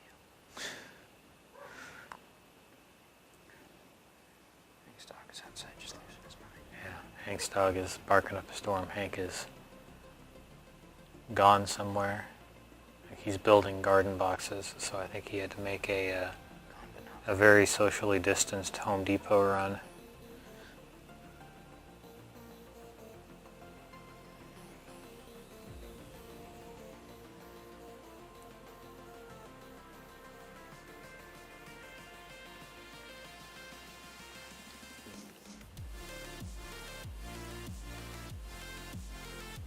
Stupid Facebook chat disconnect. That's not good.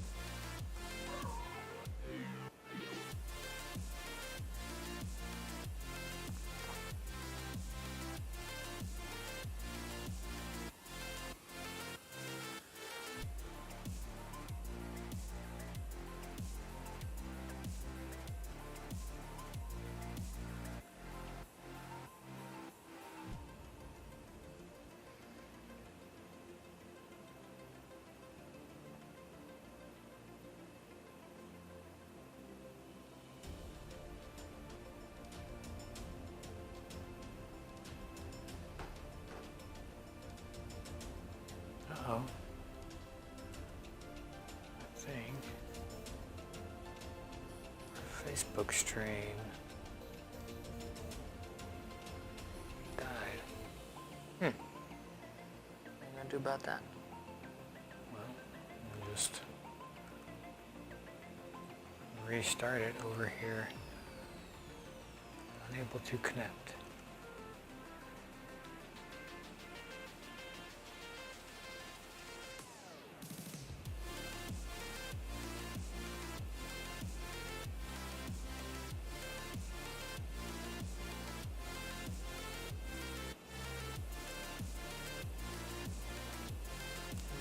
Alright, now we're back online on Facebook. It's unfortunate.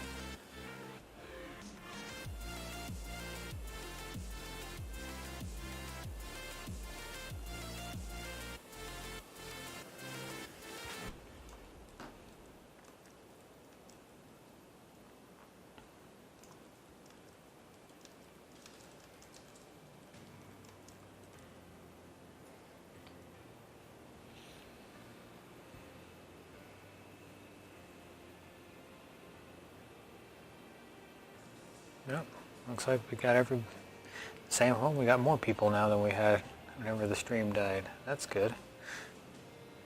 So for anyone that's just tuning in,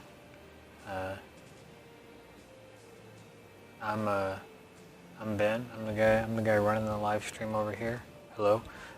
We've got Dan making a pancake. He's making a Miyazaki Studio Ghibli pancake.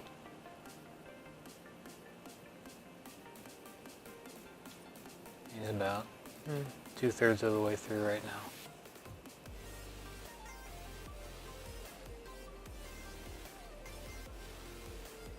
Our YouTube, Twitch, and Periscope streams were continuous, but for some reason our Facebook stream died in the middle, so I had to restart it.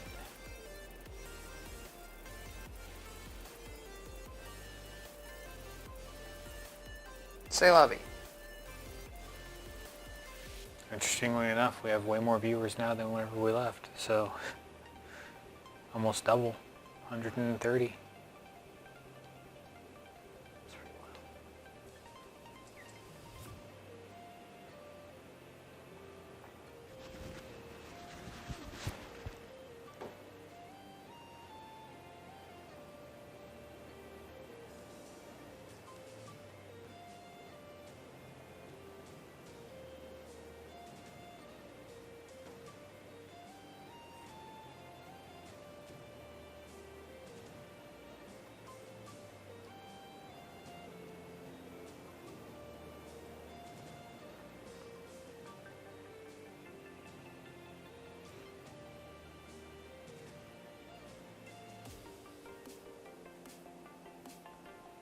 Now the most satisfying of parts, when he fills it in.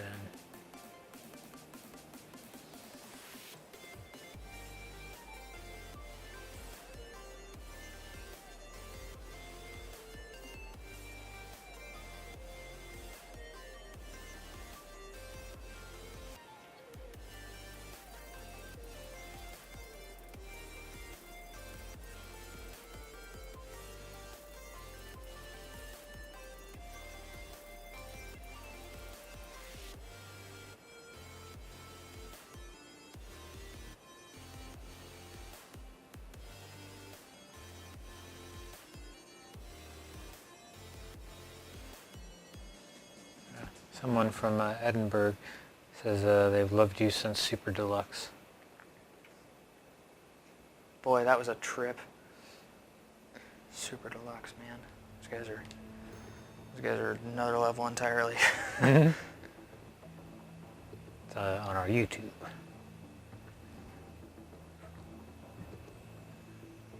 Well, hello, Edinburgh. Thanks for telling us. Thanks for chiming in, checking us out. Now we've got R2D2 on YouTube. How'd you get that one? How'd you manage to pull off getting that handle? Are you R2D2?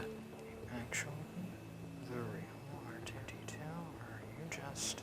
Or are you just seconds away of getting a cease and desist from Disney?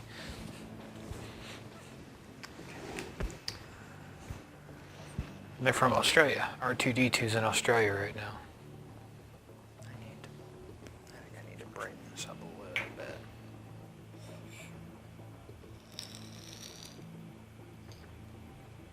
Because that's a little bit too dark.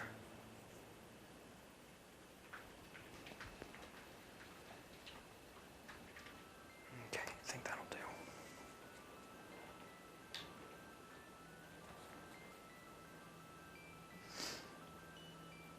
Okay.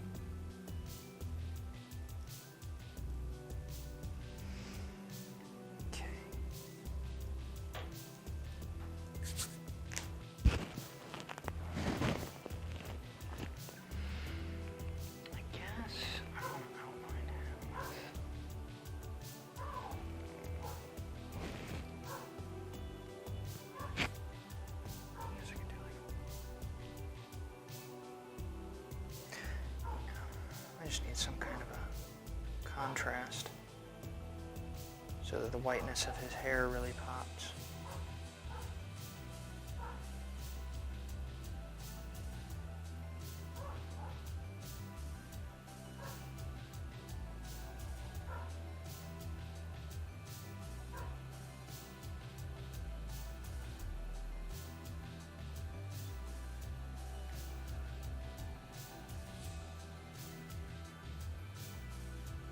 White is a great color to outline drawings with, except for when your drawing uses a lot of white, because then you can't see it. So, there we go.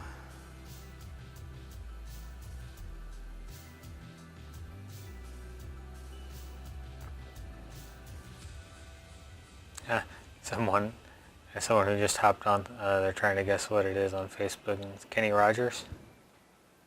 Yes. Nailed it. It's not Kenny Rogers. No. But it is a good guess. Yeah, they definitely have a similar facial hair aesthetic. Similar pancake back. Yeah.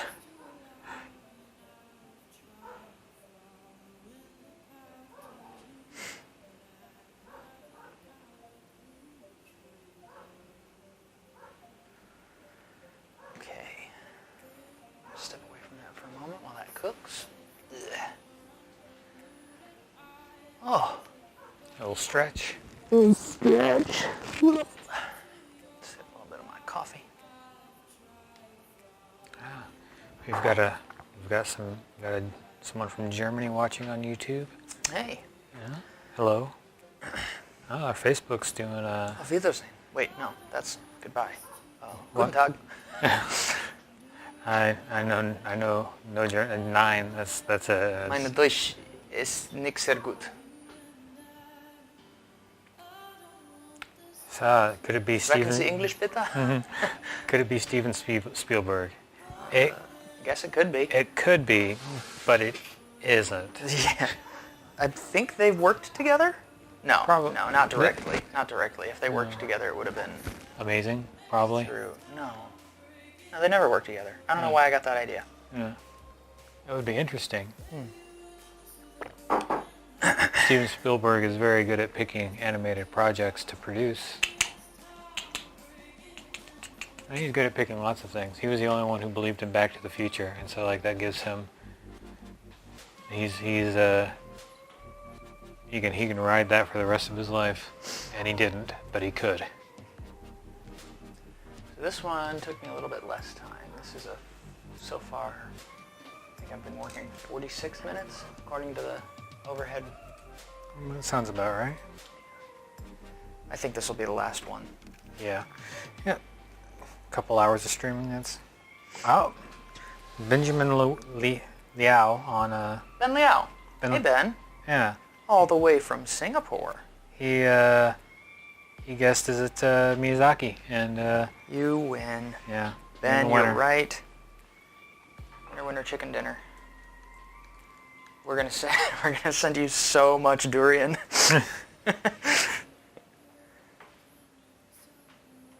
See, tip of the griddle is about 225 or so. Right now I have it set to a little bit over 250. A little over 250. That's just for the cooking process.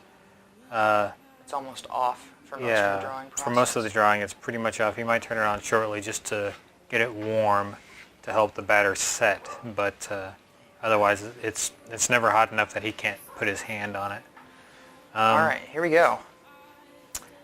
And we've broken pancakes before. Here we go. Yeah. Ready, guys? But we're pretty good at it at this 3, point. 2. There he is. I recognize that face. I'm pretty happy with that. That's pretty cool. I feel good about that. Tight. Tight.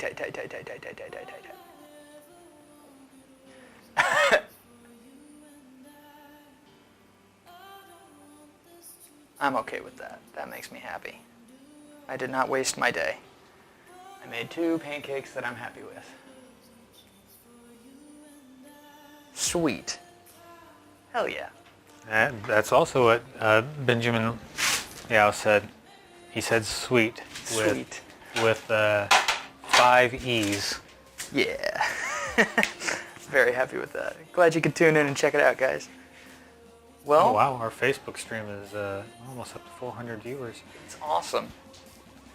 Well, we were recording these for time lapse, so these are gonna end up on our Facebook, our Instagram, all that stuff, in a more polished form, time lapse. Yeah, our normal videos that you see. But yeah, we really appreciate you guys tuning in and watching the process. I really enjoy, it's very zen. I like to lose myself in it, and I'm definitely happy with, they don't always turn out great, but I'm really happy with the 2 that I did today, so. Yeah, you're lucky you managed to pull it off live, huh? Yeah, so we will move him. So we're also gonna be freeze drying these pancakes, and Yeah, are they both out here? We should move the griddle and put them in the middle sure. there. Yeah. We'll show off Oops. our stream here. Hold on. I got this. All right. Yeah, I had the... It's very hot. Don't touch that. You'll die. Oh. Okay, come here. There's enough Thich things Nhat Hanh. trying to kill us all right now. So I don't need today- the griddle to do it too. I did Thich Nhat Hanh, and I did Hayao Miyazaki. Happy with those. That's 2 decent pancake portraits of people that I really respect, admire, who inspire me. And yeah, if you guys don't know who they are, I highly recommend you check them out. I mean, if you don't know who this guy is, I don't know what to tell you. You're living under a rock. This guy is a little bit, I think, not as many people know about him, but he's still pretty prolific, pretty awesome. I highly recommend both of their work. So, thanks for tuning in. Thanks for watching the pancake magic happen, and we'll be doing some more streams soon. So, keep following. Thanks, guys. Have a good day.